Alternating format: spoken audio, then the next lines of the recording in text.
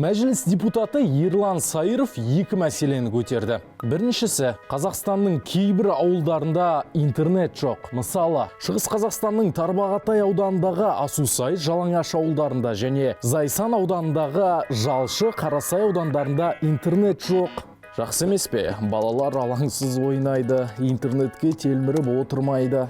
Негізі ауылдарға ғаламторды жеткізу күрделі мәселе. Қазақстанда 1178 ауылда интернет жоқ. Енді бұл ауылдарға Илон Масктың Starlink'і бірінші жете ме, әлде отандық операторлар алғашқы бара ма? Көрейік. Депутат көтерген екінші мәселе. Тарбағатай, Зайсан, Марқакөл аудандарынан шекарадан өткен кезде телефонға Қытайға қош келдіңіздер деген SMS келеді.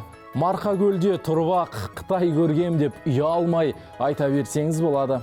Барлығына бір жауап. Сіз айтқан ауылдарды қараймыз.